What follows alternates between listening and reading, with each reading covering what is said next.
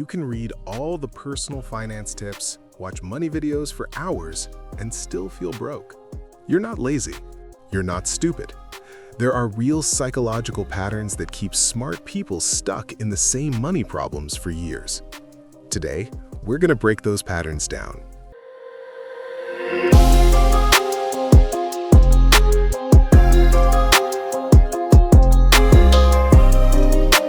Welcome to Money Mind Lab, the podcast where we break down the psychology of being broke and the habits that keep you stuck. I'm Ade, and every episode we unpack real stories and research so you can understand your money mindset and start changing it, one decision at a time. In this episode, we'll be talking about why smart, hard-working people stay broke, not in theory but in real life. Decent income, constant stress, and a bank account that never seems to move forward. By the end of this episode, you'll understand three big things: why avoidance, emotional spending, and lifestyle creep show up so often in people's finances, how a scarcity mindset and unhelpful money beliefs push you towards short-term decisions, and a simple way to start changing your behavior this week without needing a perfect plan. Let's start with what smart but broke actually looks like. You might recognize yourself in some of these examples. Someone can have a professional job, an okay income, maybe even a degree, and still feel like they're always one bill away from a crisis. The paycheck comes in, the money goes straight back out, and there's nothing left over. On paper, they know what they should do: spend less than they earn, avoid high-interest debt, build an emergency fund. These ideas are everywhere. But in practice, they're avoiding looking at their bank balance because it stresses them out, putting purchases on credit, planning to sort it out later, feeling guilty about money, then buying something to feel better. Research on something called the ostrich effect shows that many people avoid negative financial information on purpose. They delay opening bills, don't check bank accounts, and tune out anything that reminds them that things aren't going well. So if you feel like you've been too smart to be this broke, there's a good chance you're dealing with patterns like these, not a lack of intelligence. What are the hidden beliefs that keep you stuck? Let's talk about three common beliefs that show up in money psychology.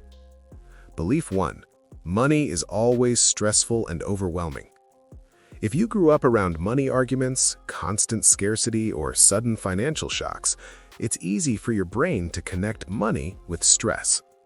Studies on the ostrich effect and avoidance show that when we expect bad news, we're more likely to avoid checking important information. So if your brain has decided that looking at money equals feeling terrible, it makes sense that you delay checking statements or ignore debt letters. The problem is, avoiding the numbers usually makes the situation worse. Belief 2: I'm just bad with money. This belief turns a skill problem into an identity. Instead of "I haven't learned this yet," it becomes "this is just who I am." When people see money as something they're inherently bad at, they're less likely to seek out information or take small steps because every mistake feels like proof they can't improve. Psychology research on fixed versus growth mindsets shows that when you see abilities as fixed, you avoid challenges and give up more easily. When you see them as learnable, you're more likely to keep trying. Seeing money as a learnable skill, not a fixed trait, opens the door to change. Belief 3: more income will fix everything later. Behavioral research on lifestyle creep shows that as income rises, people often increase their spending so much that their savings don't actually improve. Former luxuries become normal, and the new normal quietly eats every raise. If you believe that a future raise, promotion, or side hustle will fix your finances by itself, it's easy to delay important decisions, building savings, paying down expensive debt, and changing spending habits. But if lifestyle creep kicks in, a higher income can still lead to feeling broke. These beliefs aren't random. They usually grow out of your experiences, your environment, and what you've seen modeled. But once you can see them, you can start to challenge them. Now let's connect those beliefs to everyday behavioral habits. Habit 1. Avoiding your money.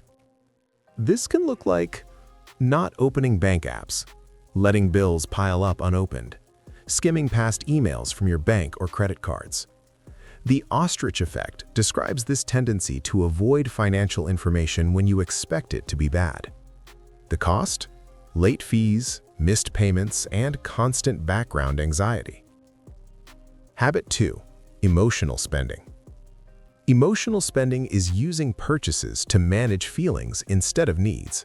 Psychologists and mental health professionals describe how buying can temporarily boost mood because it triggers dopamine, a neurotransmitter linked to reward and pleasure.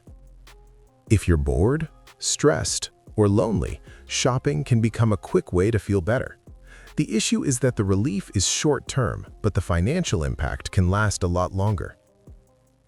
Habit 3. Lifestyle creep. Lifestyle creep, also called lifestyle inflation, is when your spending rises as your income rises.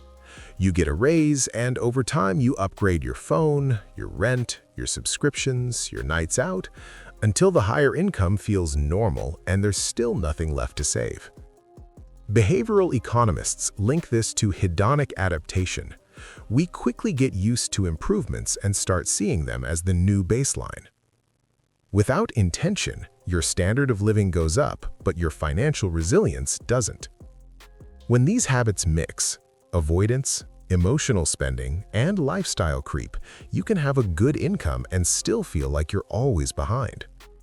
Next, we'll get into the simple framework you can use to start. You don't have to fix everything at once. Here's a simple 3-step framework you can start using this week. Step 1. See it. Reduce avoidance. Commit to a daily 2-minute money check-in for the next 7 days. Once a day, open your main bank account, look at the balance and the last few transactions. That's it. Research on the ostrich effect suggests that just facing financial information more regularly can help reduce the anxiety that comes from not knowing. You're training your brain that looking is safe and useful, not something to fear. Step 2. Name it. Spot emotional spending. For the next week, whenever you feel the urge to buy something that isn't a basic need, pause and ask, what am I feeling right now? Are you stressed, bored, sad, lonely, or trying to reward yourself after a hard day? Recognizing that emotional spending often comes from mood regulation, not actual needs, helps you separate the feeling from the purchase. You don't have to treat yourself. The goal is to know when you're using money to fix a feeling. Step 3. Change it. One small behavior. Pick one small action you can actually stick to this week. For example, a 24-hour pause rule for non-essential purchases. If it's not a need, wait a day. Cancel 1 or 2 subscriptions you don't really use. Move a small, fixed amount, even a few dollars, into a savings or buffer account after you get paid. Research on habit change and scarcity shows that small, consistent actions stick better than big, unrealistic plans, especially when your mental bandwidth is low. You're proving to yourself in real life that you can change the pattern. All right, before we end today's episode, I want to leave you with this. If you saw yourself in any of this today, remember, you're not the only one, and you're not broken. Avoidance, emotional spending, and lifestyle creep are all documented patterns. You can learn to work with them instead of letting them quietly run your financial life. Your job this week is simple. Do the 2-minute daily money check-in. Notice one moment of emotional spending. Make one small change you can stick to. Thanks for spending this time with me on Money Mind Lab. If something in this episode hit home, don't just nod and move on. Pick one small money habit to change this week and start there. If you found this helpful, like, subscribe to the channel, and share this with someone who might be stuck in the same broken cycle. It might help someone start shifting their money mindset too. Remember, your bank account follows your behavior, not your intentions. Keep paying attention to your patterns, keep making better decisions, and we'll pick things up again in the next episode.